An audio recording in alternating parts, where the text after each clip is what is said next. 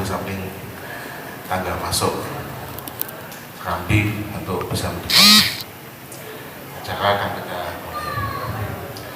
Assalamualaikum warahmatullahi wabarakatuh. Alhamdulillahirabbil alamin wassalatu wassalamu ala asyrofil anbiya'i wal mursalin sayyidina wa maulana Muhammadin wa ala alihi washabihi ajmain. Rabbi shrah li sadri wa yassir li amri wahlul 'uqdatam min lisani yafqahu qawli. Yang hormati Pak Gaji Ahmad Bukhari Masuri, Bapak Ibu jamaah Masjid Agung Semarang. Alhamdulillah pada sore hari ini kita bisa bersama-sama menghadiri kegiatan rutin kita, yaitu kajian atau ngaji bareng Kiai Ahad awal yang diasuh oleh Bapak Haji Ahmad Bukhari Masuri. Dan pada sore hari ini tema yang akan disampaikan, tema sentralnya adalah gaya hidup Rasulullah SAW. Seperti biasa dalam season ini akan ada dua, yaitu paparan dan tanya jawab. Dan mungkin nanti setelah paparan monggo dari hadirin yang akan bertanya atau menanggapi dari materi yang disampaikan ini bisa langsung nanti acuh gitu. Untuk itu mari kita awali dulu dengan baca Al-Fatihah agar acara ini bisa dengan baik dan dijaga oleh Allah SWT. Ilahinya Al-Fatihah.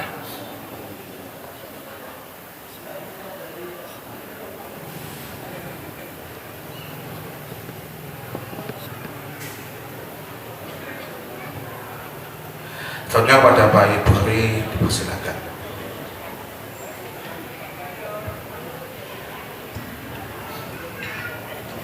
Assalamualaikum warahmatullahi wabarakatuh.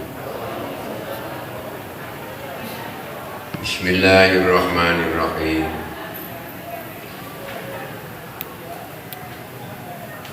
Innal hamdalillah nahmaduhu wa nasta'inuhu wa nastaghfiruh wa na'udzu billahi min syururi anfusina wa min sayyiati a'malina. May yahdihillahu fala mudilla lahu wa may yudlil fala hadiya lahu.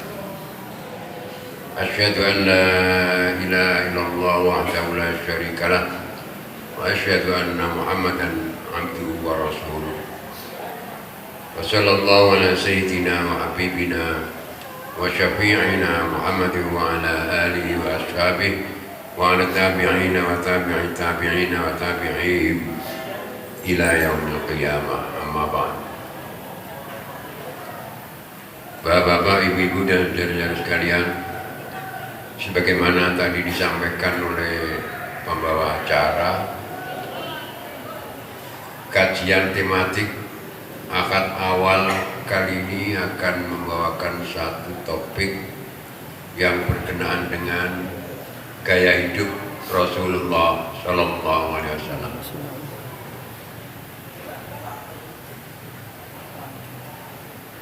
Oleh panitia dimaksudkan agar sekali-kali kita itu punya gambaran kayak apa kehidupan Nabi, lalu kita cocokkan dengan kehidupan kita. Cocok orang kira-kira jauh apa dekat untuk sekedar gambaran. Karena selama ini kita hidup ini merasa sudah cocok dengan ajaran Nabi itu seolah-olah itu, padahal kalau diteliti secara teliti masih jauh. Kalau ingin tahu gambaran pribadi Nabi, ya Quran itu. Ketika Sayyidah Aisyah ditanya oleh sahabat, akhlaknya Nabi itu kayak apa? Jawabnya, wa kana khuluquhul Quran. Akhlaknya Nabi ya Quran itu. Kalau Anda membaca ajaran Quran, ya itu kehidupan Nabi. Gaya hidup Nabi seperti Quran itu. Orangnya sopan, jujur, dan kehidupan sehari-harinya sederhana, sehingga orang susah mencari jalan untuk menyatakan Nabi bohong itu susah, karena kehidupannya yang seharusnya bisa glamor, bisa mewah, tapi Nabi tidak. Nabi hidupnya sederhana, orangnya jujur, pemimpin yang ditaati, apapun perintahnya pasti diikuti, tapi beliau kehidupannya sederhana. Untuk memberi gambaran, Nabi itu sejak masih mudanya dulu pernah mengikuti perjalanan pamannya dagang ke Syam.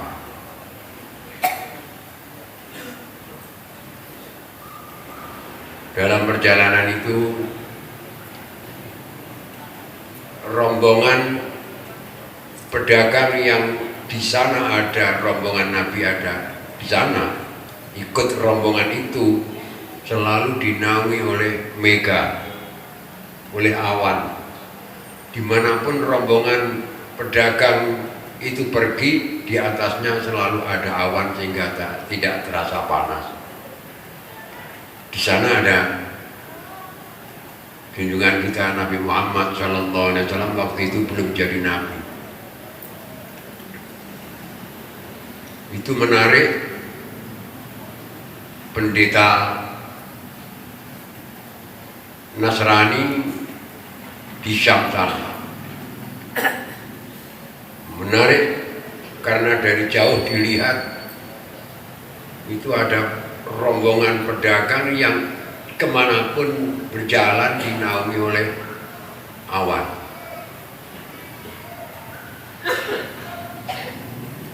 Biasanya pedagang itu istirahat di depan gerejanya dia. Aneh, biasanya orang itu lewat dan istirahat di depan gereja saya, nggak pernah dipayungi oleh awan. Kok kali ini rombongan pedagang itu dinaungi awan kemanapun mereka berjalan? Pasti di sana ada orang yang nanti akan menjadi nabi akhir zaman. Sehingga pendeta Nasrani itu bilang sama para pembantunya, siapkan hidangan masakan untuk tamu-tamu. Begitu rombongan pedagang sampai di tempat gereja itu istirahat seperti biasanya, nggak pernah disuruh istirahat masuk ke dalam. Biasanya istirahat ya istirahat, gampangannya seperti ada orang istirahat di depan masjid, ya wis nangar masjid gitu. Itu enggak, kali ini begitu datang disuruh masuk. Saudara-saudaraku silakan masuk. Kok tumben ya, aneh, biasanya nggak pernah. Iya, kali ini saya sediakan jamuan untuk anda semua, silakan masuk. Semua rombongan Anda silakan masuk. Udah, orang-orang diajak masuk semuanya. Disediakan jamuan, silakan Anda makan seadanya jamuan saya. Lalu pendeta itu melihat satu persatu orang itu. Ini orang-orang yang biasa-biasa saja itu ya. Ini yang biasa lewat di sini ini. Ini biasanya kalau orang ini lewat nggak ada apa-apa, nggak ada dia dipayungi mendung atau dipayungi awan tuh nggak pernah kalau yang lewat orang ini. Ini orang-orang biasa saja semuanya, nggak pernah lewat di naungi oleh awan tuh nggak pernah. Lalu pendeta itu bertanya, apa ada rombonganmu yang nggak ikut masuk? Nggak ada. Semua rombongan saya sudah masuk, kecuali seorang anak yang menurut tradisi Arab, anak-anak nggak boleh ikut kumpul sama orang tua. Mana itu di luar Muhammad? Walaupun anak-anak, tetap saya minta dibawa masuk. Demi Lata, demi Uzza. Pendeta itu nggak pernah mengucapkan itu karena orang Arab kalau ada kata-kata demi Lata, demi Uzza itu nggak berani nolak, maka pendeta itu mengatakan demi Lata, demi Uzza, ajak masuk. anak muda itu.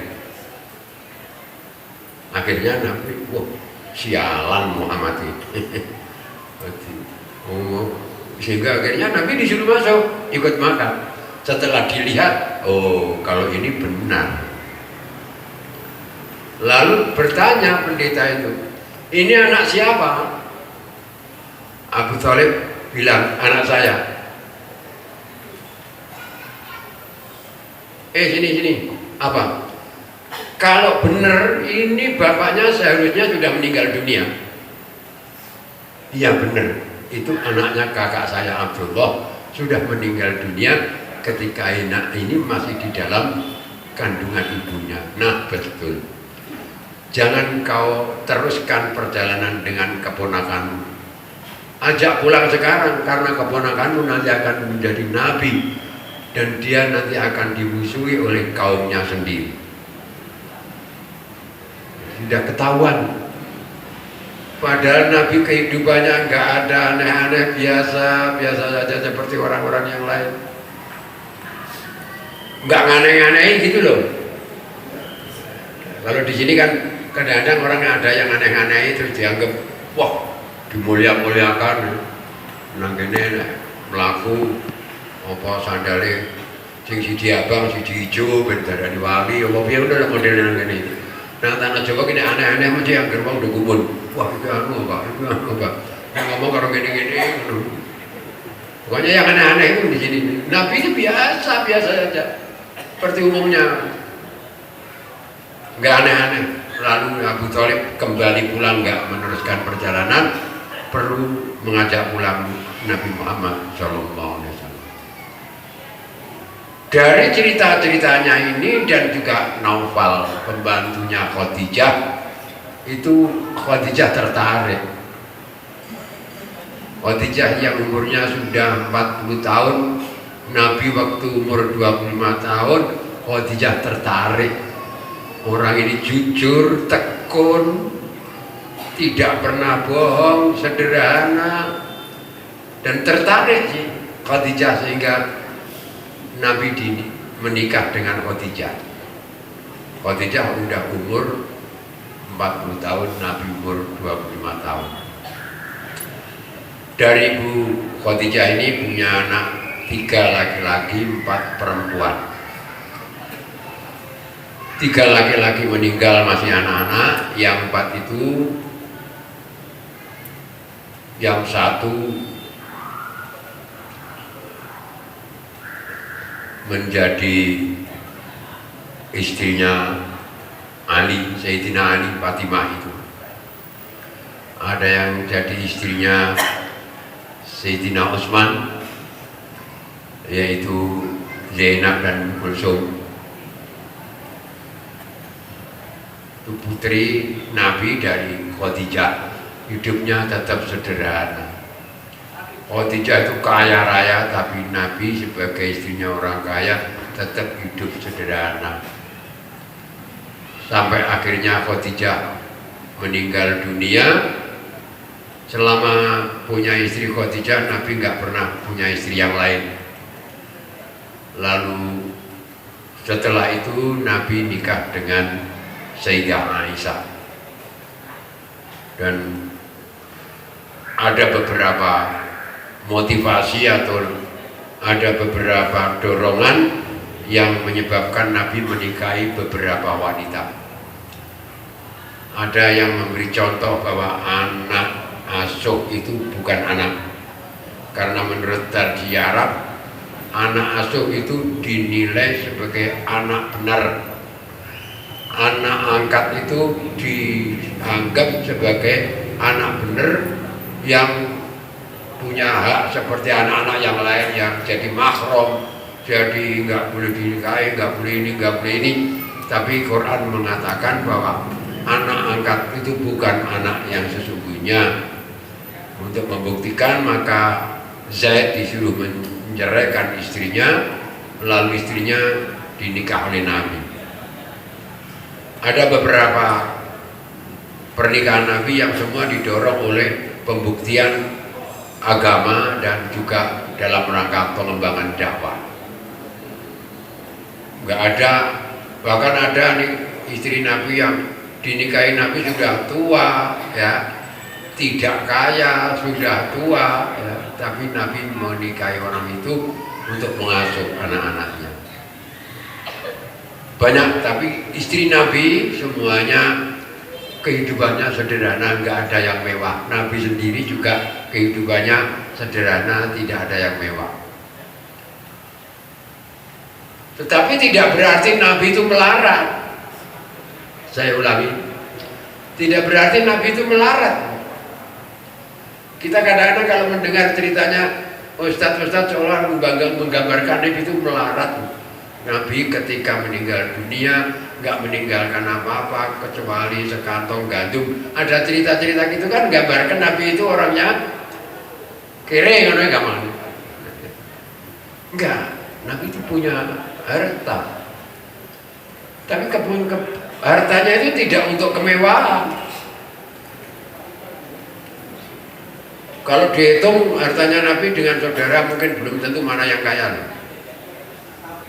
Ya, tak wacana. Nabi punya kuda 10. Jarane piro regane? Jaranya bagus, uyurnya Nabi. Nabi pernah punya jaran kuda sampai 10. Punya unta yang untuk perahan susu 20. Unta siji juga kira-kira. Mungkin ada 15 juta satu unta. Nek ping 20 itu. Itu belum yang unta gagah untuk kendaraan ada lagi. Nabi punya kambing 100. Amat di 100.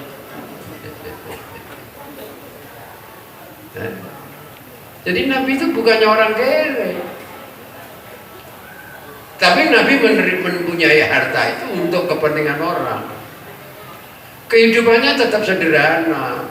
Nabi kata istrinya di rumahnya nggak pernah ada 2 bulan itu nggak nyalakan api sama sekali. Bu,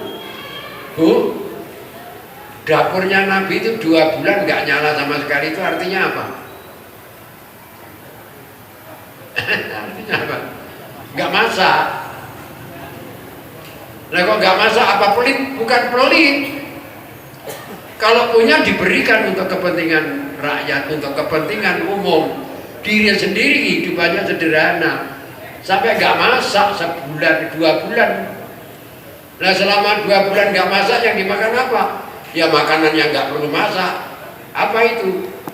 Sawaden, yaitu kurma dan air putih. Itu aja. Kurma dan air putih. Wah, ngeri ya. Tiap hari selama makanya, malah ada sahabat yang mengatakan, saya nggak pernah melihat roti dan daging di rumah Nabi, kecuali Nabi itu makan daging kalau diundang untuk kondangan. Kalau ada undangan makan-makan itu baru merasakan. Ini namanya dobak itu, kalau ada orang ngajak makan bareng-bareng itu baru merasakan. Kalau enggak setiap harinya ya kurma dengan air putih. Kadang-kadang beliau mendapat pinjaman kambing perahan. Orang kok dipinjami kambing perahan itu maksudnya apa? Ada orang punya kambing yang ada susunya untuk diperah, itu dikirimkan Nabi, ya Nabi saya pinjami kambing. Pinjam kambing untuk apa? Diperah susunya. Diperah susunya, diminum oleh Nabi, setelah habis kambingnya dikembalikan.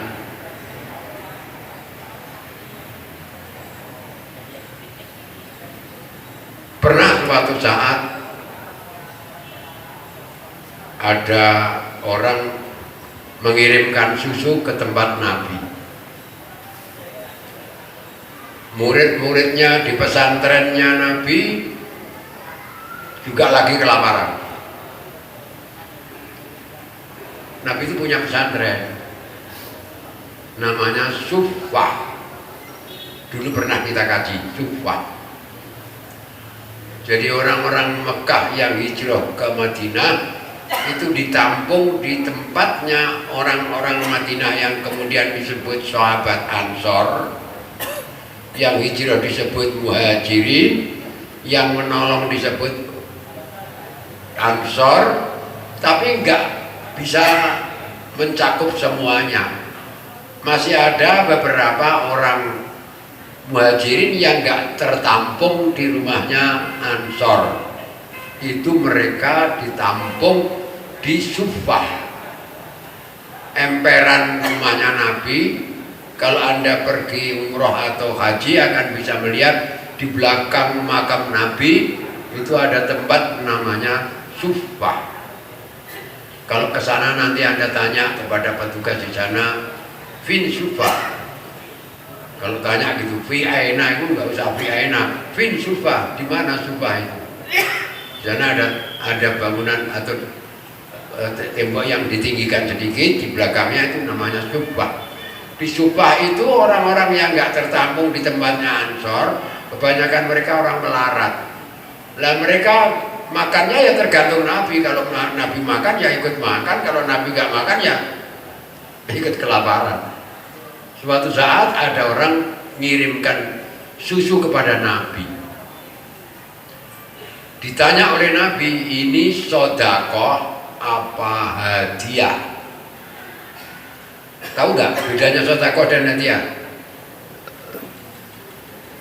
Sodakoh itu pemberian seolah-olah dari orang atas kepada orang bawah atau kepada teman-teman.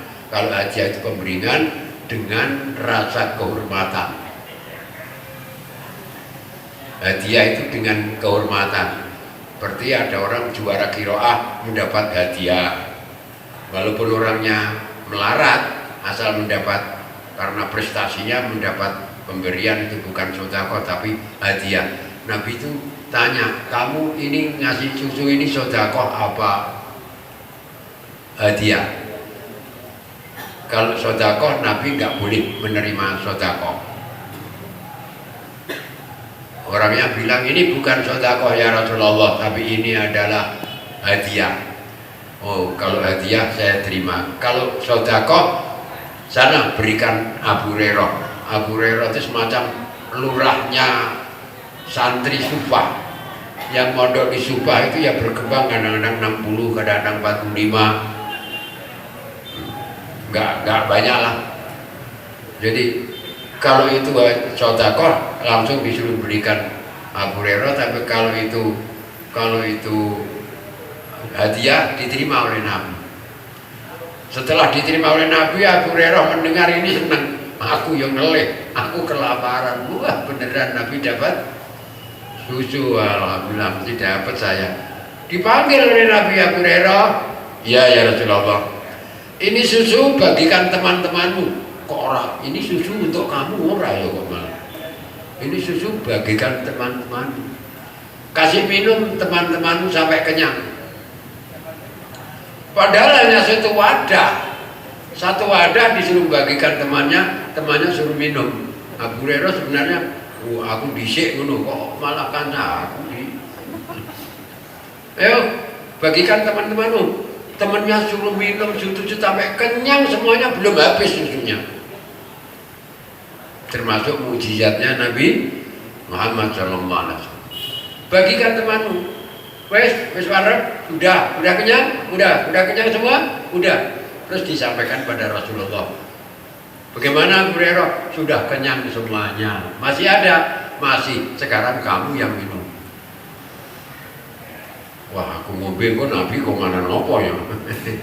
Nanti Nabi kebagian apa? Diminum. Ayah, wes minum Abu Hurairah. Sampun, sudah kenyang ya, minum terus sampai kenyang. Abu Hurairah minum sampai kenyang, belum habis susunya.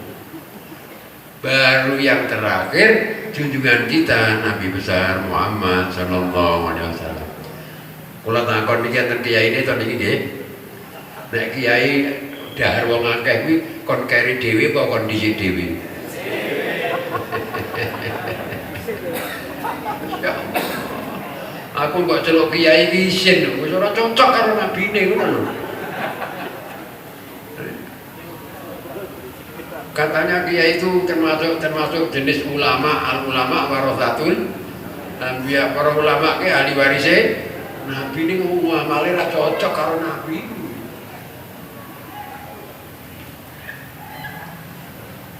Ingin tahu kekayaan nabi dan kesederhanaan nabi?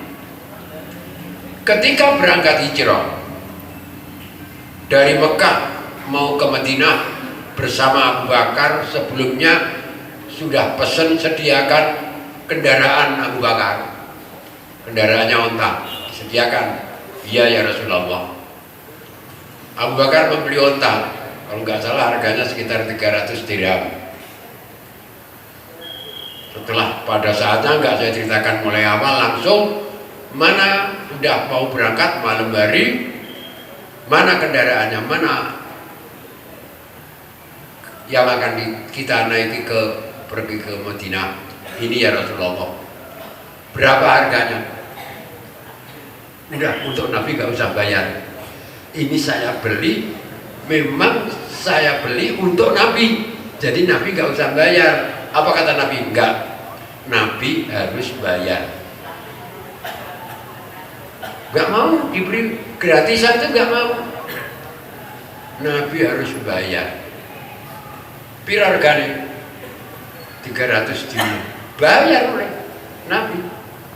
Nenek kiai diparingi mobil karo Pak Wali Kota, kira-kira piye?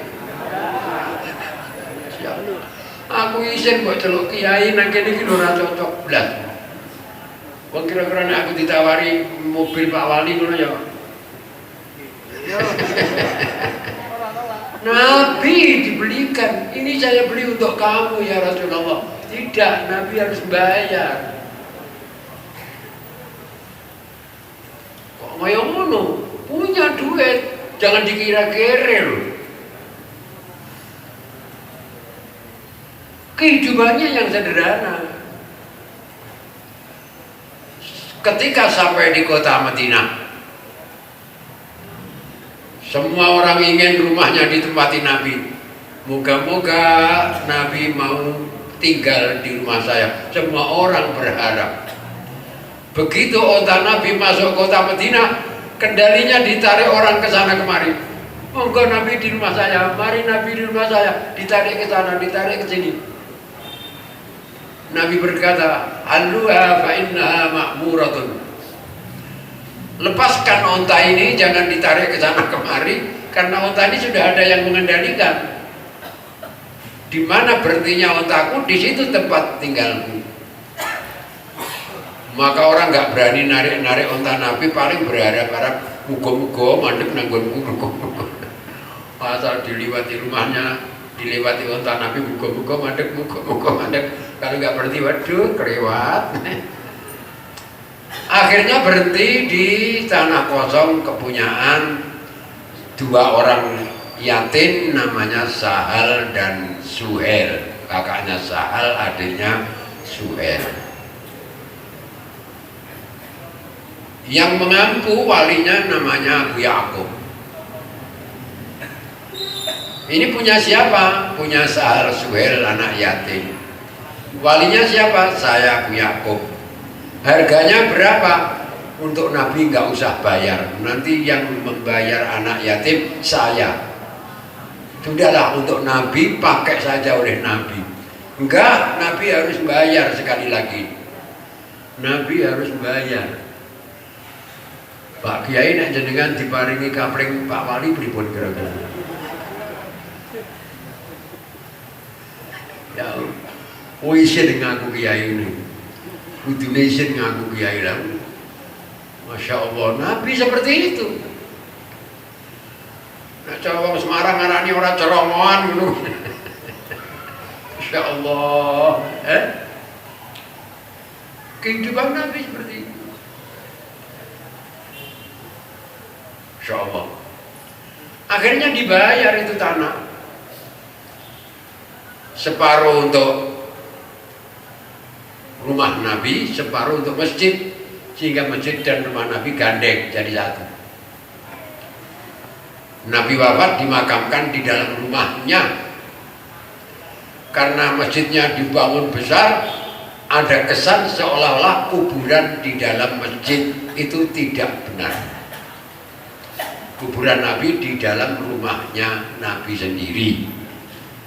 Oleh karena itu sebelah rumah Nabi nggak dibangun oleh pemerintah Saudi, maka bentuknya masjid menjorok.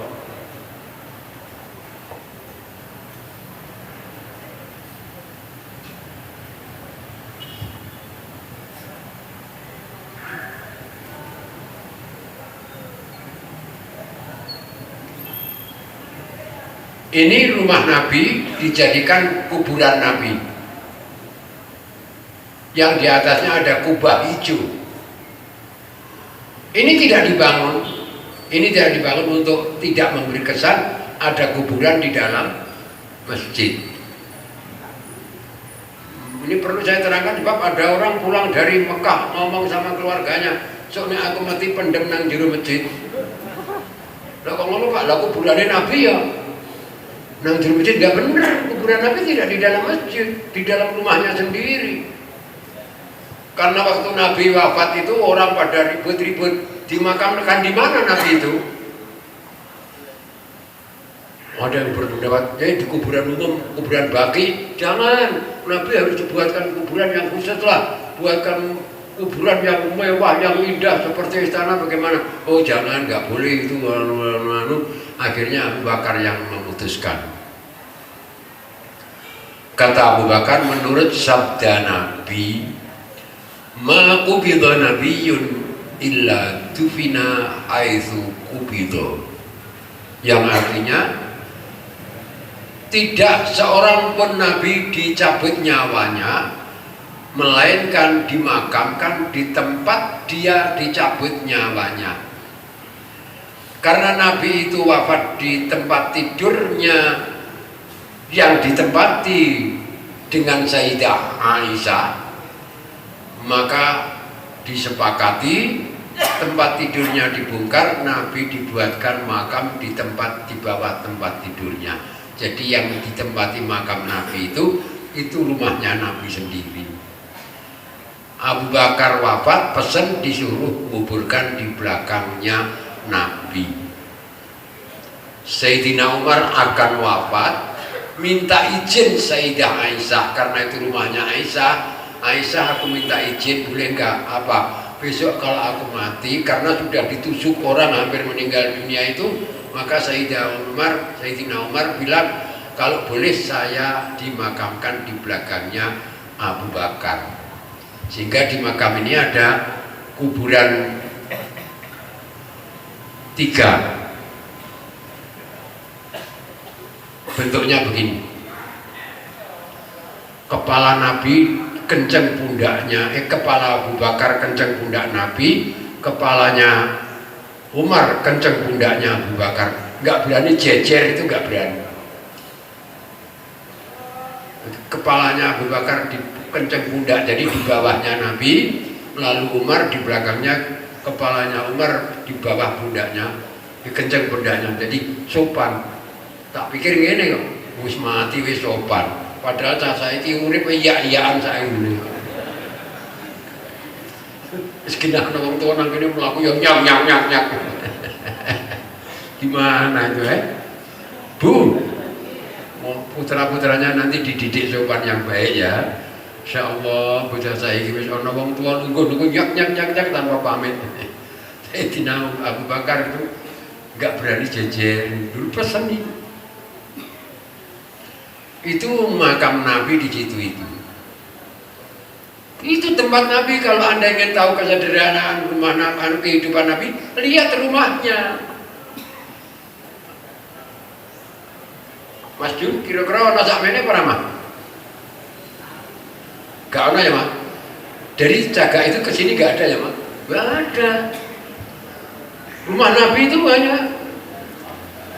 Nabi mengatakan tempat tidur satu untuk Nabi, satu untuk istrinya.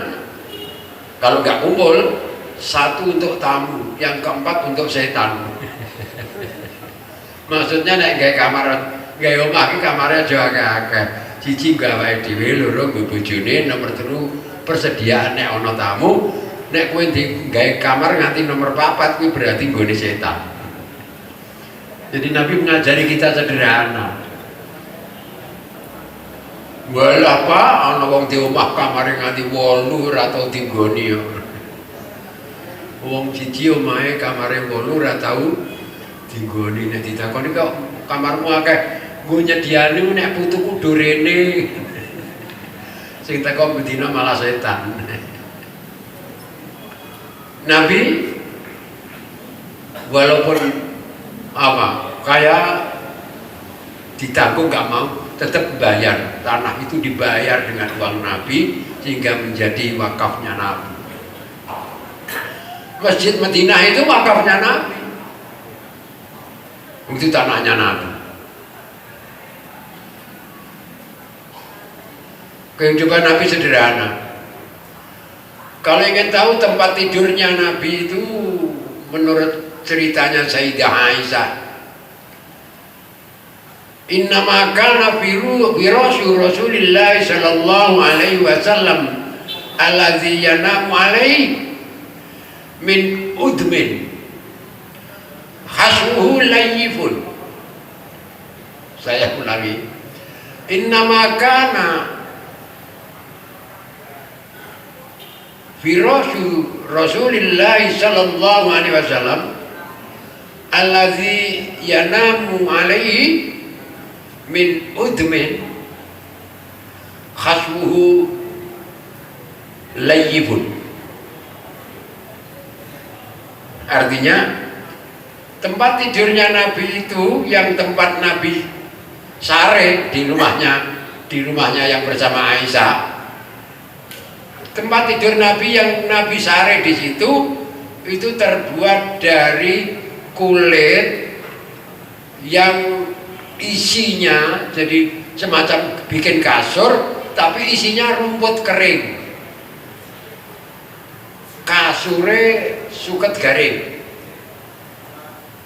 terbuat dari kulit. Udang itu kulit kemudian dibuat semacam kantong yang di dalamnya diberi untuk empuk. Fadhol. Iki tangga kula mulai zaman kuno. Nggih.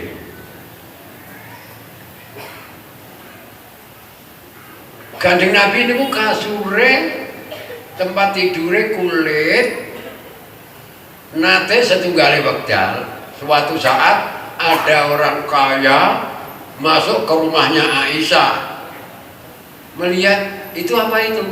Ini kasurnya Nabi. Masya Allah.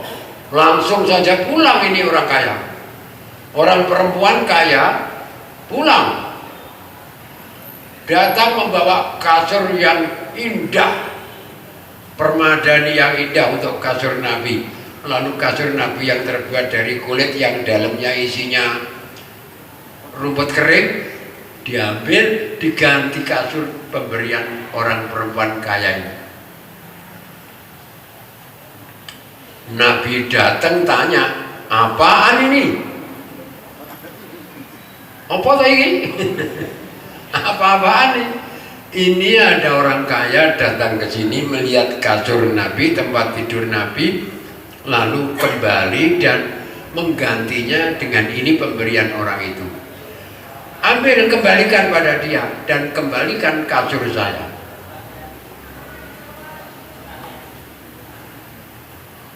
Jangan nanti Pak, sare kasur isine kaya ngono kuwi. Kula nate kasure duk. Setiap hari Rebu saya tidur di kasur di dalamnya hijau, duk aren.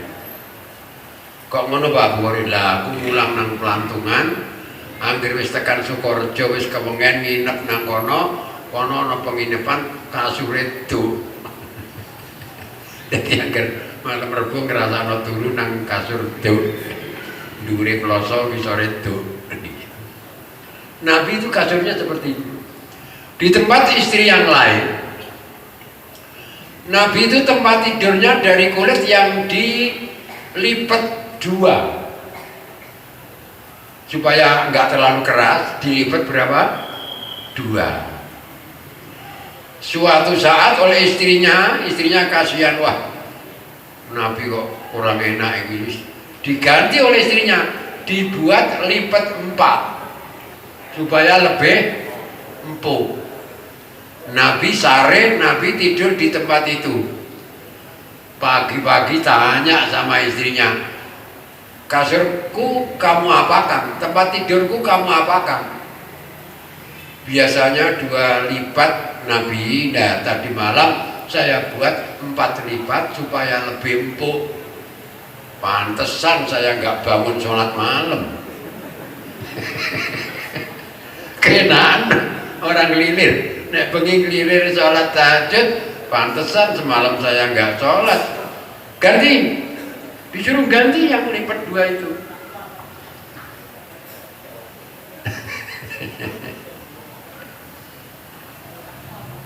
Itu Nabi. Kehidupan Nabi kita itu bukannya orang, sebenarnya bukan orang kaya. Kalau ada fek kan beliau punya hak mengambil fek, tapi dibagikan orang.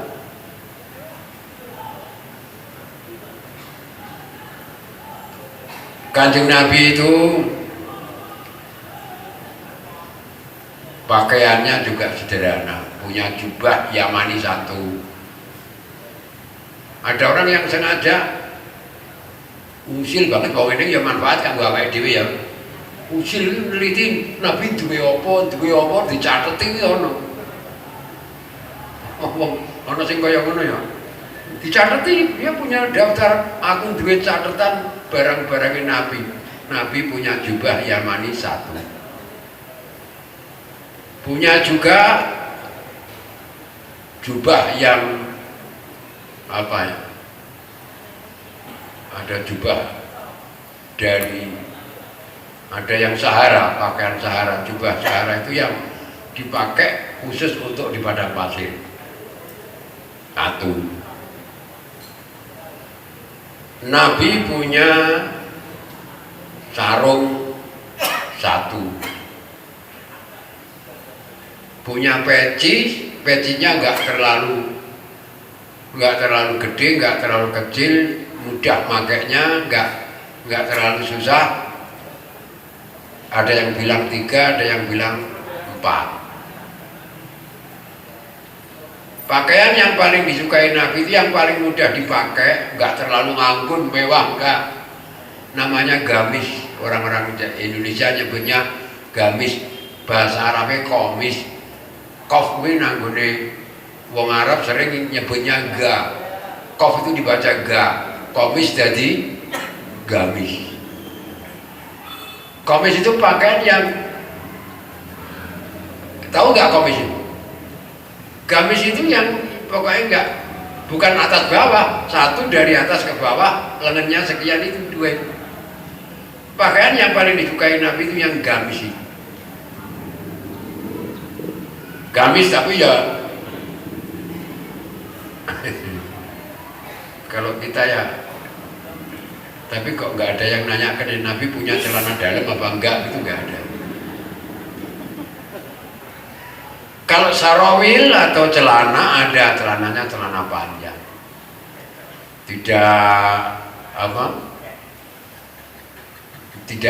Tidak menyebutkan celana dalam enggak, tapi celana nih. Nabi punya selimut.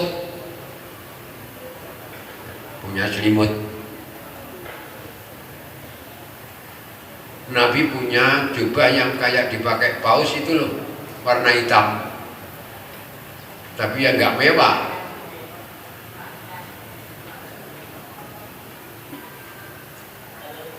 Nabi punya gelas 1. Gelasnya jenengan piro, Bu? Gelas Nabi itu yang 1 dari beling 1 saja. Tapi Anda perlu mengikuti. Nabi punya kotak tempat berhias, ada alat untuk celak, ya, ada celaknya. Di dalam kotak itu ada apa ya? Cermin, kocok-kocok. Ada cermin. Pernah Nabi lagi bercermin di air, kalau nggak ada kaca ya ngocok nanggone banyu jadi ini air. Nabi itu suka merapikan rambutnya. Ada sahabat nanya, Kanjeng Nabi dek yo ngilo barang. Ngaca. Nabi di dalam kotaknya itu ada apa ya? Gunting, mikrat. Ada gunting. Nabi punya cincin, bukan emas.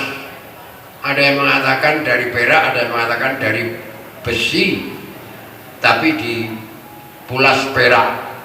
Yang jelas cincin Nabi ada stempel yang berbunyi Muhammadur Rasulullah. Jadi cincinnya itu cincin stempel. Nabi ini Bu, jadi perlu ya duwe apa? Punya kotak tempat berhias ya, ada sisir ya. Nah, itu ya ono wedak barang. Ada sisir, ada tempat untuk celak, untuk ini. Itu Nabi. Lah nek rambutnya Nabi, Pak. Rambut Nabi itu disemir warnanya kemerah-merahan. Merupakan sunnah Nabi menyemir rambut, tapi tidak boleh hitam.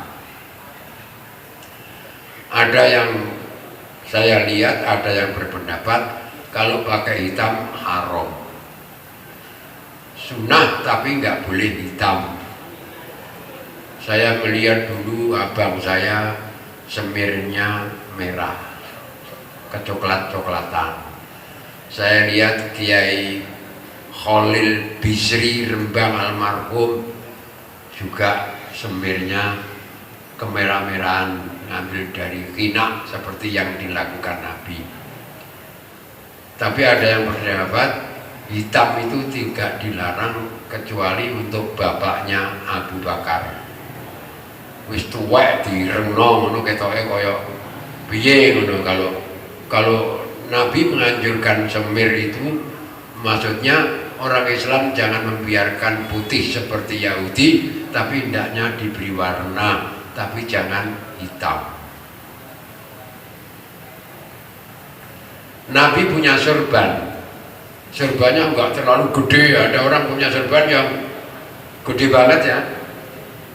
Kalau sorban sinetron apa? Tahu nggak bedanya sorban sinetron karo sorban wong kiai? Tahu nggak? Sorbannya sinetron kuwi buatuke ditutupi ngene.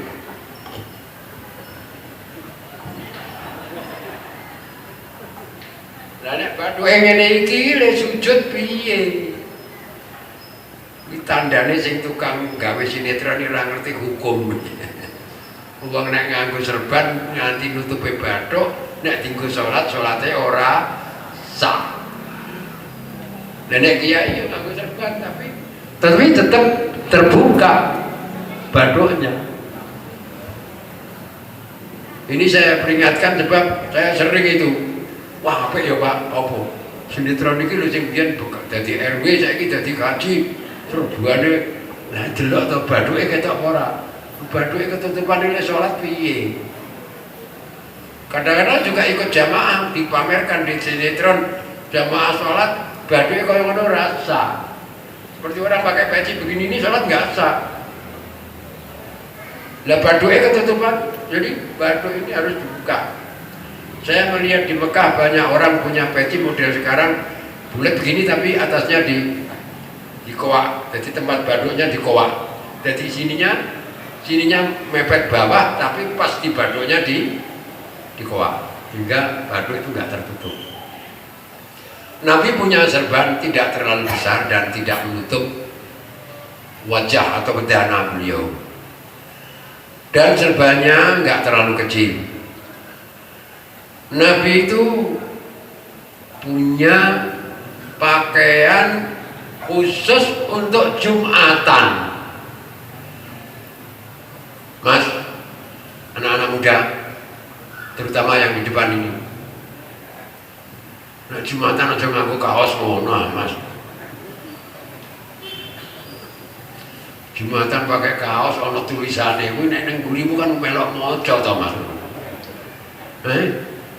Bayangkan toh, Jumatan pakai kaos, jamaah pakai kaos, disuruh atau tidak disuruh, wong ana tulisane loh. Dibaca enggak itu? Arep ora maca kok maca. Itu kan mengganggu kehusuan orang. Pada rame-ramenya tinju Muhammad Ali, rame itu orang jual kaos gambarnya Muhammad Ali. Saya Jumatan mangarepku wonge kaos ngene aku kesal banget, jengkel aku. Jarene wong Islam nek salat kira oleh turu, ora oleh merem. Aku melek weruh. Ditantang Muhammad Ali. Lebih ngeri lagi kaos dagadu. Saya sholat jamaah Jum'ah, ada orang pakai kaos dagadu, tulisannya begini: segoblok-goblok orang adalah yang membaca tulisan ini. Wedian enggak dibaca tulisan, ditulis dibaca. Segoblok-goblokan orang adalah yang membaca tulisan ini. Bawahnya apalagi kalau sampai bersuara ngono. Jangan gitulah, pakailah, sediakan pakaian khusus untuk jamaah, khususnya Jumat. Cobalah duwe pakaian macam-macam, gue pesta duwe kok kamu Jumatan ra duwe. Nek wis sopan ya ora apa-apa. Tapi Nabi, saya beritahu, Nabi nggih kagungan anduk, mboten punya anduk, Nabi punya anduk untuk ngelap, punya sandal, sandalnya malah sampai sekarang masih diawetkan di Turki, di museum Nabi di Turki. Turki itu ada beberapa peninggalan Nabi, ada jubah Nabi, ada rambut Nabi, ada sandal Nabi, ya. Ada juga, saya belum tahu, ada di Museum Baitur Rasul itu ada pedang Nabi dengan tamengnya yang konon beratnya 36 kilo. Pedang dan tamengnya 36 kilo. Maklum zaman biyen kan durung iso gawe tameng sing kuat tipis ngono ya kandel. Wong pengeras suara Masjid Kauman saja yang dulu corongnya gede. Corongnya pengeras suara Masjid Kauman ini kuandel gede. Wong ngangkat pengeras suara Kauman gak iso lho sampean. Abot. Zaman biyen iki abot kuandel corong. Saiki tipis-tipis. Zaman Nabi tamengnya tebal, pedangnya tebal, 36 kilo. Ketika Nabi akan wafat, digadekan mendapat 20 sok gandum. Nabi wafat, pedangnya masih di Pegadaian. Ketika Nabi wafat, pedangnya masih di Pegadaian. Masya Allah, Nabi kita. Apa Nabi nggak punya? Nabi itu punya. Bukan hanya begitu, istrinya juga orangnya pada nerimo-nerimo. Bu, kuat para dadi. Istri Nabi itu, ya Allah, Nabi seperti Sayyidah Aisyah, Sayyidah Hafsah, itu makannya setiap hari kalau nggak masak apa-apa ya hanya kurma dengan air, hanya kurma dengan air. Tapi yang namanya manusia suatu saat juga kepengen ya manusiawi lah, salah seorang istrinya ada yang usul Nabi kok nafkahe ditambahi. Wajar ya, menungso kok mbok nafkahnya ditambah.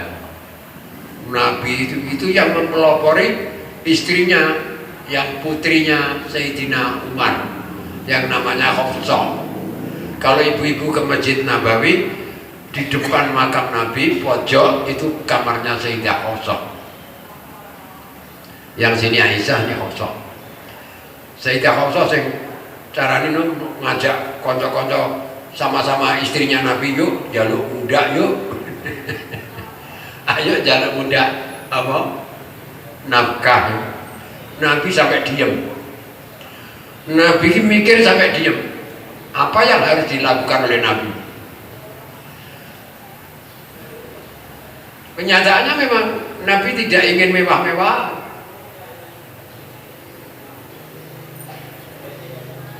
Istrinya menuntut. Nabi diam sampai kira-kira 29 hari nggak ngomong sama istrinya ini.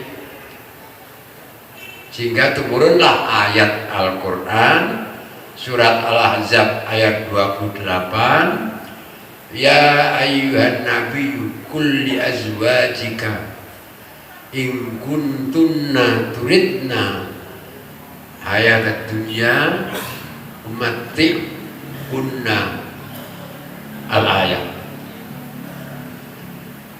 Kadakno Muhammad nanggone garwa-garwamu kepada istri-istrimu, kalau kamu kepingin kenikmatan dunia, kamu saya lepaskan, saya beri mut'ah, bebas.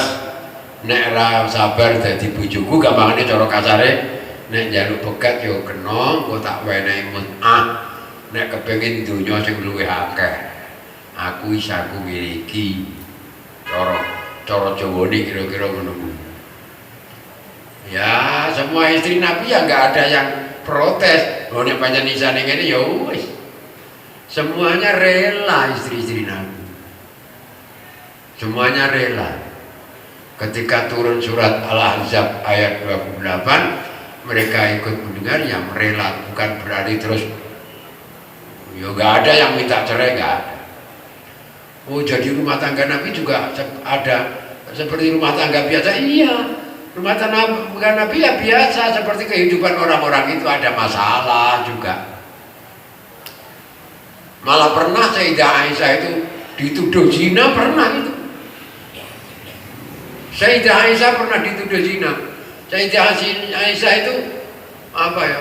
Dalam satu rombongan bepergian, ketika istirahat di satu tempat, itu istri Nabi Aisyah kan ditaruh di dalam unta yang ada tutupnya, jadi nggak ketahuan. Itu yang ketika rombongan berangkat, unta yang dikendarai dinaiki oleh Sayyidah Aisyah ya ikut berangkat, tapi nggak tahu Sayyidah Aisyah itu turun dari unta itu, tertidur di bawah pohon. Nggak tahu kalau Sayyidah Aisyah itu turun dari kendaraan. Jadi kendaraannya berangkat, rombongan berangkat, Sayyidah Aisyah tertinggal. Untung Nabi itu teliti, setiap rombongan pergi menugaskan orang untuk kamu teliti ada barang-barang ketinggalan apa tidak. Kebetulan waktu itu yang disuruh meneliti barang-barang ketinggalan namanya Sofwan. Ketika Sofwan mencari barang-barang kalau ada yang ketinggalan, menemukan Sayyidah Aisyah tertidur di bawah pohon. Mau bangunkan nggak berani, nggak dibangunkan bagaimana? Akhirnya terbangun dan baru diajak pulang. Lalu ada isu yang dikembangkan orang-orang yang nggak suka, Aisyah zina dengan Sofwan. Maklum bojone wis tuwa. Nabi kan waktu menikahi Aisyah itu kalau nggak salah Aisyah masih umur 7 tahun. Aisyah umur 7 tahun. Nabi berapa waktu itu? 50 ya? Kalau nggak salah. Dan baru dikumpuli Nabi setelah umur 9 tahun. Jadi masih suka kadang-kadang tertidur di tempat gelepung, ya.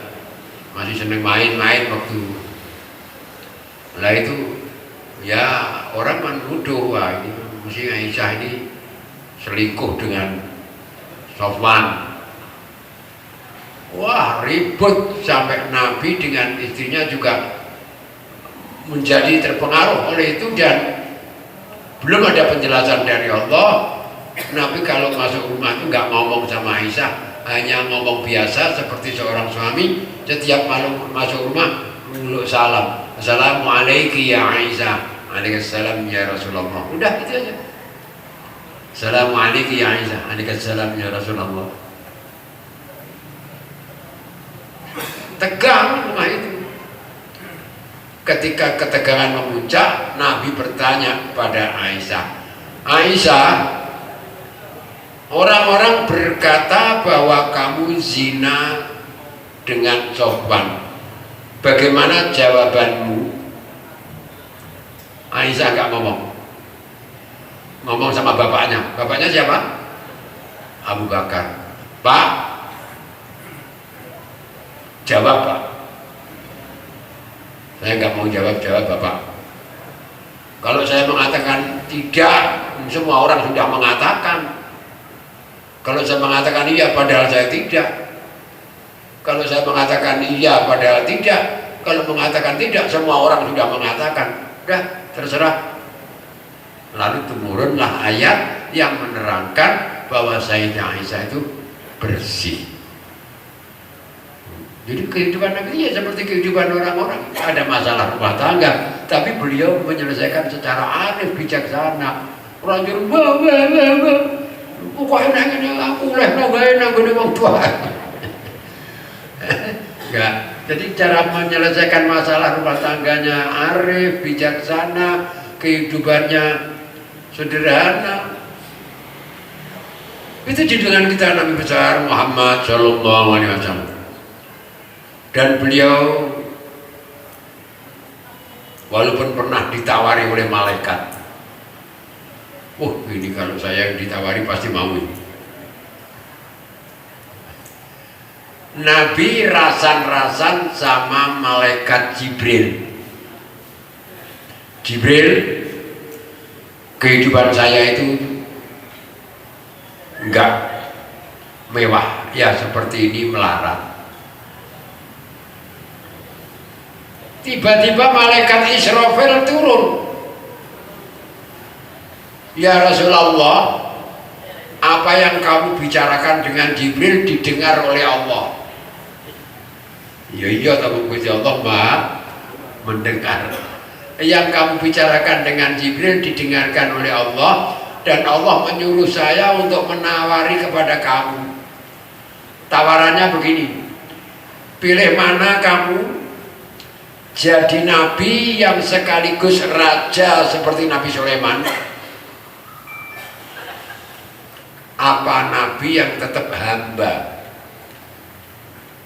Pilih mana kamu jadi nabi yang sekaligus raja seperti Nabi Sulaiman, apa nabi tetap hamba? Kalau ingin jadi nabi sekaligus raja, gunung Tihamah itu saya buka, di dalamnya terdapat banyak emas dan permata indah-indah, cemerut dan lain sebagainya. Gunung Sakuna gede ini jadi emas. Gimana? Nah aku ditawari, yo, aku tangguh bangun pasar Johar Baru. Lep, emas gunung gede ini. Masya Allah.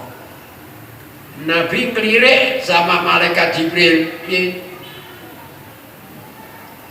Pilih mana kamu jadi nabi sekaligus raja atau sebagai nabi yang tetap hamba. Kalau kepingin jadi nabi yang sekaligus raja, gunung Tihamah itu akan saya buka jadi emas, dan itu banyak jamrutnya. Tanya malaikat Jibril, piye Jibril?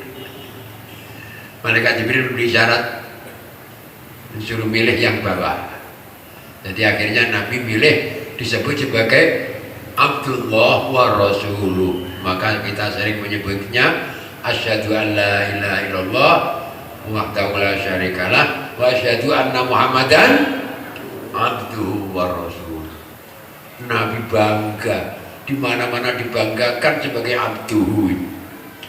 Kalau Ibrahim diberi predikat Khalilullah, Nabi Musa Kalimullah, Nabi Isa Ruhullah, Nabi Muhammad sallallahu alaihi wasallam Abdullah, abduhu wa rasuluh.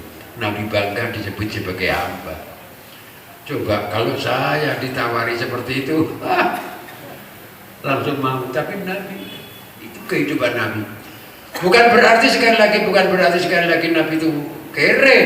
Tapi kalau punya diwakafkan, disedekahkan, diamalkan untuk kepentingan orang lain. Bayangkan sama-sama laparnya, muridnya dulu, santrinya di Sufah yang disuruh kenyang, baru Abu Hurairah, baru dirinya sendiri. Bahkan ketika Nabi sampai Isra Mi'raj, ini kebetulan sudah bulan Rajab ya.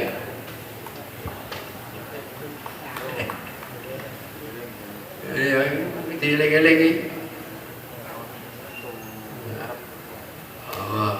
Nabi itu ketika Isra Mi'raj itu sampai di langit itu mendapat tawaran dari Allah, mendapat hadiah dari Allah,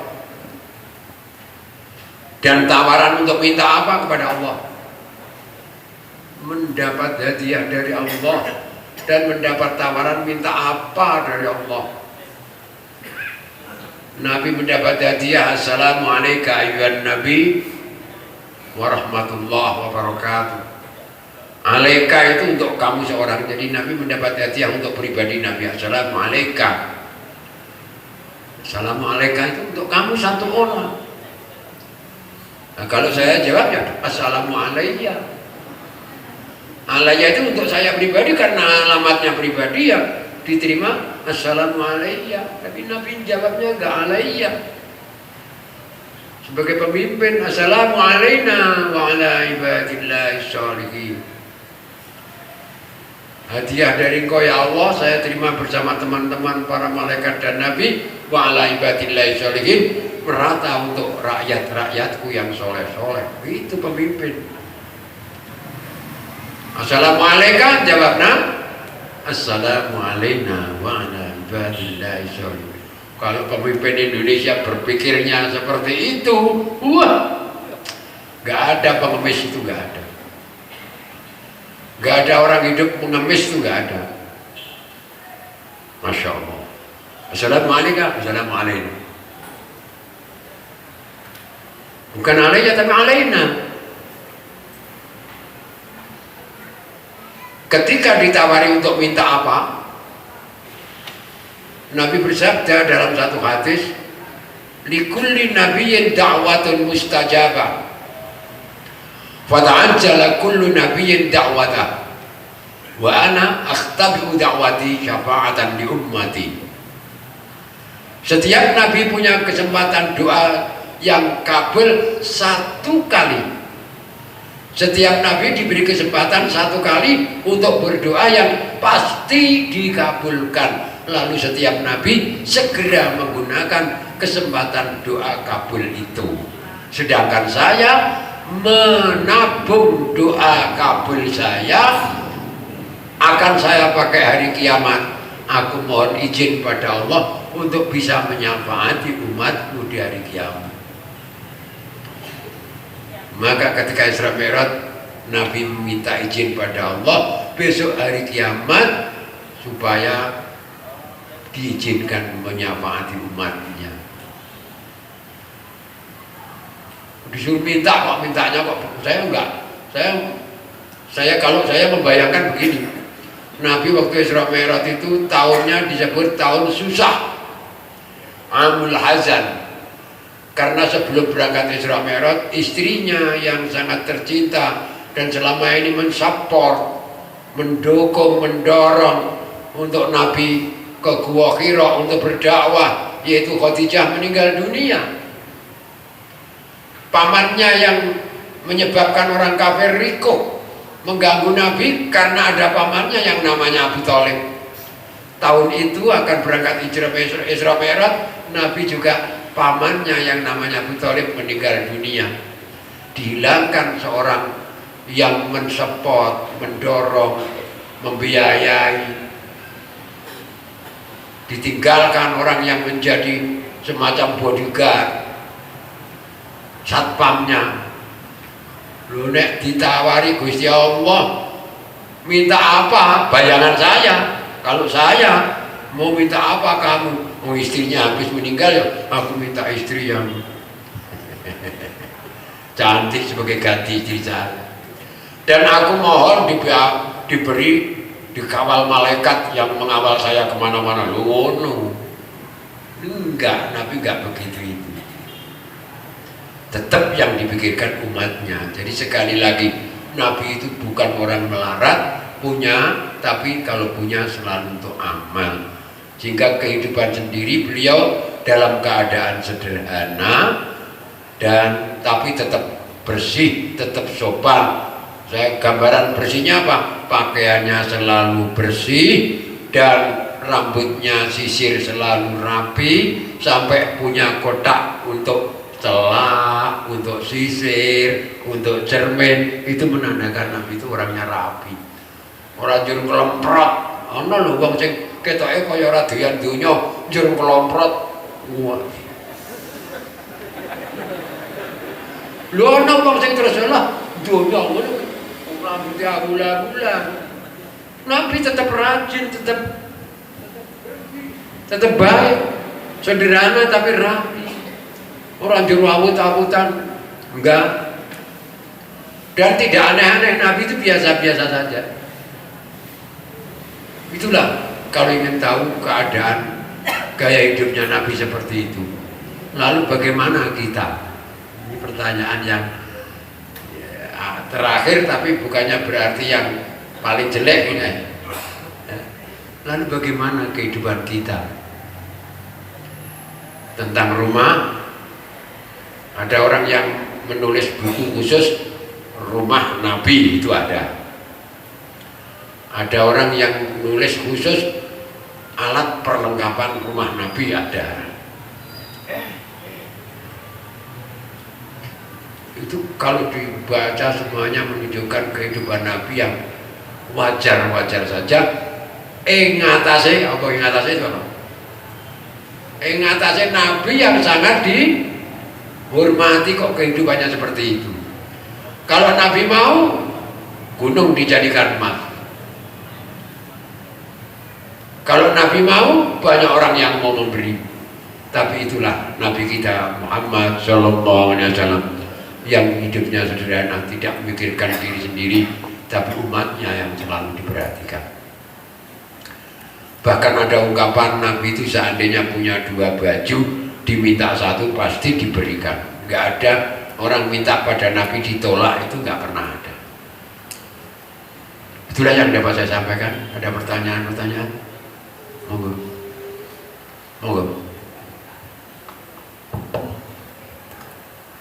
Assalamualaikum warahmatullahi wabarakatuh. Pada yang terhormat Mbak Yai Bukhari Masruri, Nabi adalah sebagai suri teladan yang terbaik. Apa yang telah disampaikan oleh Pak Bukhari tadi, bahwa Nabi di mana meninggal dunia, dia dikuburkan di tempat meninggalnya tersebut. Yang kami tanyakan, apabila ada salah seorang yang dulunya itu kaya, terus dia punya wasiat terhadap anak-anaknya, bahkan pada waktu usia tua dia meninggalnya di situ, pada wasiatnya saya harus dikubur di Solo, kan, katakanlah seperti itu. Namun usia tua itu dia meninggal di Semarang, bahkan di Semarang sudah tidak punya apa-apa. Karena tidak punya apa-apa, seandainya kita ke sana itu termasuk memberikan suatu beban terhadap anaknya ada yang ditinggalkan kan. Nah itu bagaimana menurut Pak Yai ataupun menurut agama? Apakah itu juga harus dibawa ke sana karena dengan nanti menambah hutang, atau harus dikuburkan di tempat meninggalnya tersebut? Demikian, bila taufiq wal hidayah. Assalamualaikum warahmatullahi wabarakatuh. Yang namanya wasiat yang harus dipenuhi itu yaitu wasiat mewasiatkan harta untuk diberikan sesudah meninggal dunia. Itu yang disebut wasiat dalam kitab-kitab fikih. Saya wasiat kalau saya meninggal dunia 1/3 hartaku untuk madrasah, itu namanya wasiat. Saya wasiat kalau saya meninggal dunia, anakku yang botos itu nanti dinikahkan dengan anaknya Pak Junaidi misalnya, itu bukan wasiat. Nek wong Jawa ngarani wasiat, artinya itu tidak termasuk wasiat yang harus dilaksanakan. Aku wasiat besok nek mati ojo mbok tumpakno mobil jenazah ning pikul wae. Itu tidak termasuk wasiat yang harus dilaksanakan. Pas mati udah deres, nek dipikul tekan dhuwur gojo apa ora. Mula ya disewakno mobil jenazah tidak bersalah. Yang namanya wasiat itu nek aku mati duitku 10 juta, saya kemarin baru dapat pesanan wasiat. Ada orang meninggal dunia nih yang punya toko Jerman itu, dia wasiat tertulis kalau saya meninggal dunia ini ada uang 360 juta untuk ini. Nah, itu wasiat, saya katakan harus dilaksanakan. Tapi kalau aku mati pendem nang Solo, dan keluarganya rantuwe piye ya ora usah. Enggak usah, nongko kan bebani orang. Ya. Itulah Pak. Ada lagi pertanyaan? Waalaikumsalam.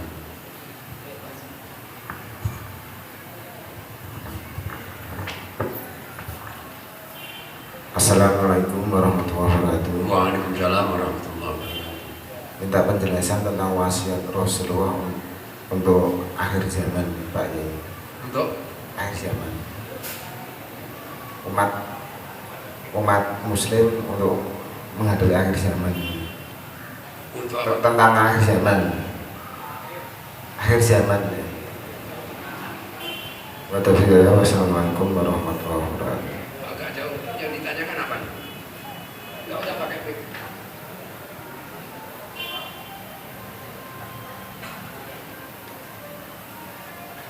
Wasiat Rasulullah untuk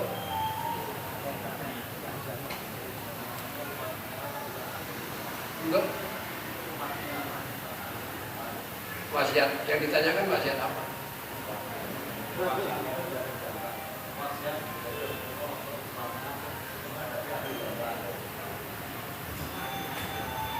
Apa wasiat Rasulullah untuk menghadapi akhir zaman gitu? Oh, ngono kok angel golek kalimat dulu.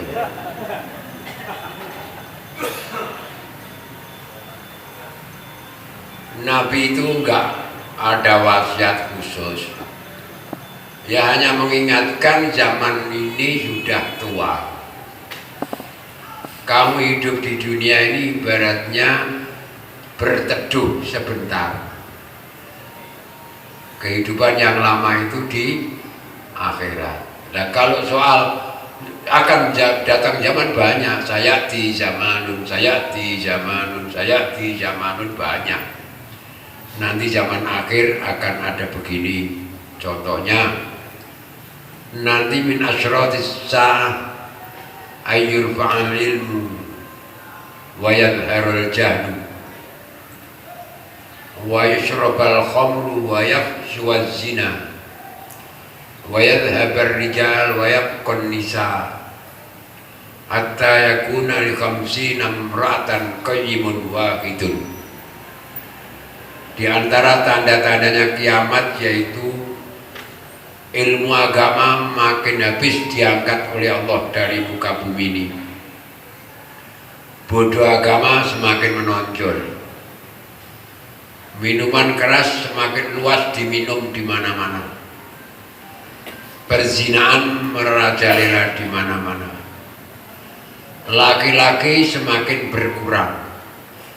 Wanita tetap banyak. Sehingga mendekati kiamat setiap seorang laki-laki wanita 50. Panen, Pak. Mendekat kiamat setiap seorang laki-laki perempuan 50. Lalu dijelaskan misalnya tentang ilmu diangkat. Caranya Allah mengangkat ilmu agama dari bumi ini bukannya orang alim, orang pinter dicabut ilmunya jadi bodoh, bukan. Tetapi orang alim dicabut nyawanya, meninggal dunia, ilmunya ikut hilang. Penggantinya tidak bisa sama. Sehingga akhirnya besok akan terjadi orang-orang bodoh dijadikan ulama. Hatta idza lam yabqa 'alimun ittakhadha an-nasu ru'usan juhalan fasu'ilu fa'tau bi ghairi 'ilmin fadallu wa dallu. Sehingga kalau sudah habis nggak ada orang alim, bodoh-bodoh dijadikan kiai, dia nggak bisa apa-apa dijadikan kiai, ya sesat dan menyesatkan. Wasiat Nabi berkenaan dengan perubahan zaman, perkembangan zaman, ya kita tetap disuruh ittaqullah haitsuma kunta. Dimanapun kamu berada, di zaman apapun, kamu tetap bertakwa kepada Allah. Dalam Quran sering dikatakan wala tamutunna illa wa antum muslimun. Jangan mati-mati melainkan kamu tetap beragama Islam. Jadi secara khusus yaitu apa yang sering dikatakan oleh para ustadz tentang akhir zaman begini, kamu supaya begini, itu banyak. Termasuk kita diarahkan oleh Nabi supaya kita mendidik anak dan menyiapkan anak untuk hidup di zamannya anak. Saya ulangi, supaya kita mendidik anak dan menyiapkan anak untuk hidup di zamannya anak, bukan zamannya bapak.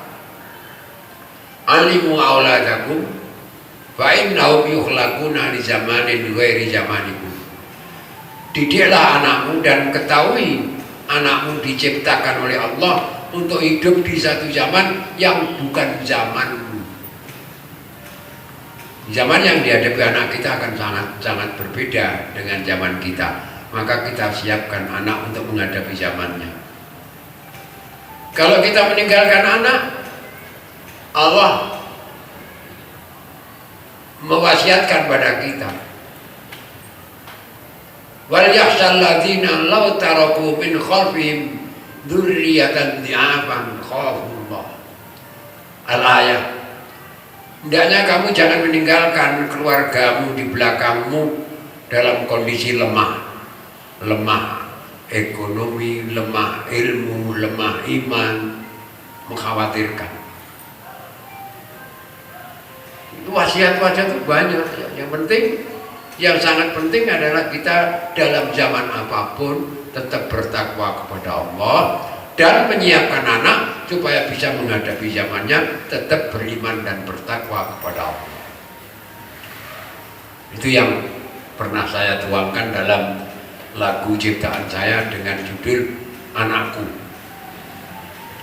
Anakku, anakku, anakku, dunia yang akan kau hadapi tak sama, tak sama, tak sama dengan dunia yang ku hadapi. Penuh berliku-liku. Itu mengambil dari hadis Alimu auladakum fa innahum yukhlaquna di zamanin ghairi zamanikum. kalau diterangkan banyak ya terlalu banyak. Wasiatnya yang penting pada zaman apapun kita sampai mati tetap beriman dan bertakwa. Ya, ada lagi?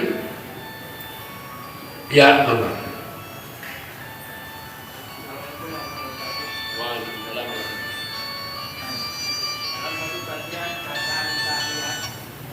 Ya.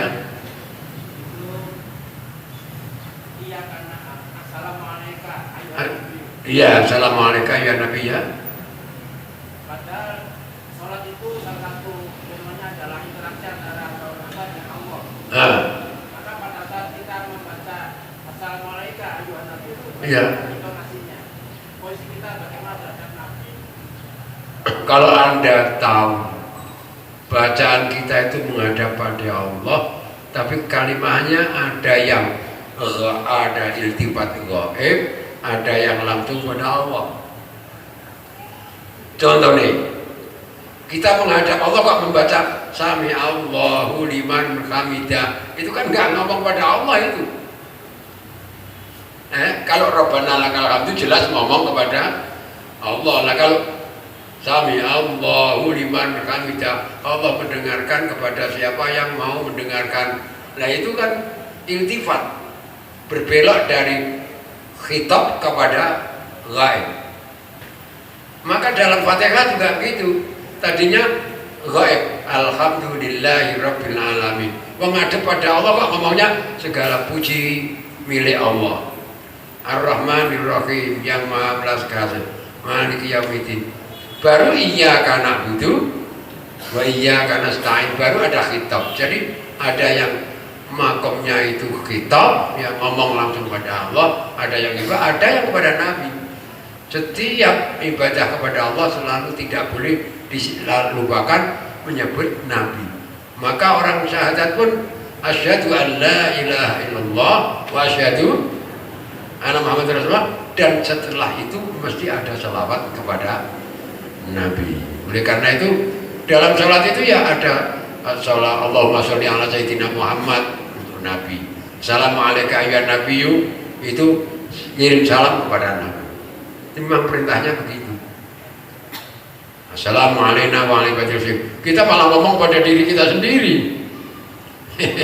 Assalamualaikum warahmatullahi wabarakatuh. Itulah sholat. Intinya sholat itu menghadap pada Allah. Ada kalimat-kalimat pujian kepada Allah, kita dalam posisi gaib. Ada kalimat yang ditujukan langsung, kita khitab, kita munajat, ngomong langsung kepada Allah atau imbal wacana dengan Allah, seperti iyyaka na'budu wa iyyaka nasta'in. Ada yang sifat gaib seperti at-tahiyatul, dan ada yang Rabbi firli, itu khitab, jadi campuran. Ya. Ada lagi? Ya.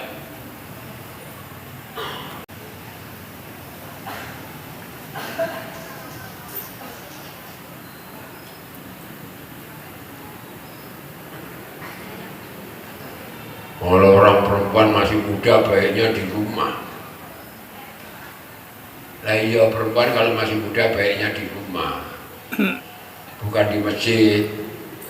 Yang baik di rumah. Jauh mana masjidnya sama musolanya?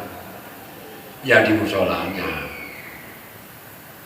Nah, rumahnya dengan masjidnya, musolanya dengan rumahnya dekat mana? Musola dengan rumahnya itu dekat. Rumahmu dengan musolamu itu dekat mana? Ditanya kok. Nah kalau begitu di rumah saja. Kecuali kalau perempuan sudah tua, silahkan. Kalau masih muda baiknya di rumah. Ya. Apa?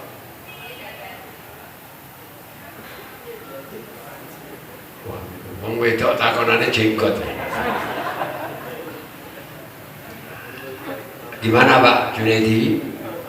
Pertanyaan ini berkaitan dengan celana pendek komprang di atas polo, lalu dengan memelihara jenggot, itu satu kaitan dengan kaitan baduknya yang berbekas. Ini satu rangkaian yang ini ditanyakan. Kalau memang mau dikaji secara khusus ya itu jadi satu rangkaian dikaji secara khusus nantinya. Tapi kalau jenggot saja itu banyak soalnya kaitannya itu. Oke, secara garis besar ada anjuran Nabi untuk orang, ada perintah Nabi untuk orang merapikan kumisnya dan memelihara jenggotnya paling tidak sak kepal, paling tidak sak kepal itu ada. Lalu perintah itu ada yang menilainya wajib, ada yang menilainya sunnah, seperti halnya dengan isbalil izar, menggelembrekno pakaian. Ada perintah Nabi supaya yang di bawah polok itu neraka. Jadi kalau gitu berpakaian supaya di atas polok, jangan sampai nutupi polok. Itu ada. Tapi lalu ada pendapat berbeda, yang satu mengatakan wajib, ada yang mengatakan tidak wajib. Masalahnya adalah karena ada beberapa tanda seperti misalnya manjar taubau khuyala'a, barang siapa mengelembrehkan pakaiannya karena sombong, nanti di akhirat nggak akan dilihat oleh Allah, artinya nggak diridhoi oleh Allah. Lalu Sayyidina Abu Bakar di samping Nabi bilang, jubah saya juga ngelembreh ya Rasulullah, kalau nggak saya angkat nutupi polok. Lalu Nabi mengatakan, kalau kamu nggak potongan sombong nggak apa-apa. Berarti inti daripada larangan ngelembreh no pakaian itu bukan ngelembreh no, tapi sombongnya. Maka Abu Bakar walaupun ngelembreh diizinkan oleh Nabi karena Nabi mengatakan awakmu kira potongan sombong.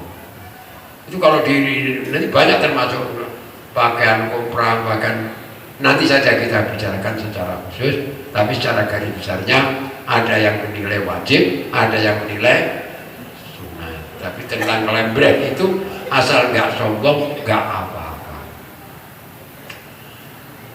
Tapi ada yang namanya orang yang menganggap semua tuntunan Nabi itu fondamen. Fondamen itu pokok, dasar, nggak ada yang ini pokok, ini penting, ini perlu, nggak. Semuanya ajaran Nabi harus dilakukan. Karena Nabi menganjurkan seperti ini ya kalau laksanakan, kalau enggak ya tidak sesuai dengan Nabi. Itu orang-orang fundamentalis, segala ajaran Nabi dianggap fundamental. Maka ini wajib, ini wajib, ini wajib. Kalau enggak ya sudah enggak cocok dengan ajaran Nabi. Tapi yang lain menilai ada yang wajib, ada yang tidak wajib. Kalau wajib itu dikerjakan dapat pahala, ditinggalkan berdosa. Kalau yang sunat itu dikerjakan punya pahala, ditinggalkan nggak berdosa. Jadi ada yang melah-melah, ada yang pokoknya tuntunan Nabi nggak usah ditanya sunnah atau wajib, asal itu tuntunan Nabi kerjakan. Fundamentalis. Nanti lain kali kalau perlu Mas Jun kita kaji secara khusus. Ada pertanyaan lagi? Kayaknya waktunya udah. Ya. Masih ada? Kalau nggak ada, mari kita berdoa mohon pada Allah Subhanahu Wa Taala. Mudah-mudahan kita walaupun hanya sekilas melihat kesederhanaan gaya hidup Nabi, mudah-mudahan walaupun kecil kita bisa menirunya agar kita tidak terlalu berlebihan sebagai umatnya Nabi Muhammad Sallallahu Alaihi Wasallam. Al-Fatihah. Bismillahirrahmanirrahim. Ar-Rahmanirrahim. Ihdinas siratal mustaqim, siratal ladzina ghairil maghdubi 'alaihim waladdallin. Allahumma shalli ala sayyidina Muhammad wa ala sayyidina Muhammad sayyidil awwalin wal akhirin. Wasallim radhiyallahu ta'ala min sadatina ashabi rasul ajma'in.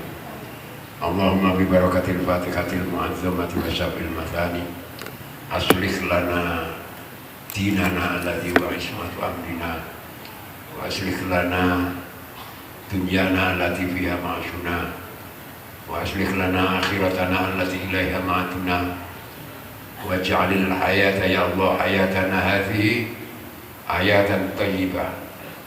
Allahumma waslih lana hayatana waj'alil hayata ya Allah ziyadatan lana bi kulli khair waj'alil mauta rahatan lana min kulli syarr. Rabbana atina fid dunya hasanah wa fil akhirati hasanah wa qina adzabannar. Sallallahu alaihi sayyidina Muhammad wa ala alihi washabbihi wa baraka wa salam. Subhana rabbika rabbil izzati amma yasifun. Assalamun ala mursalin walhamdulillahi rabbil alamin. Wassalamualaikum warahmatullahi wabarakatuh.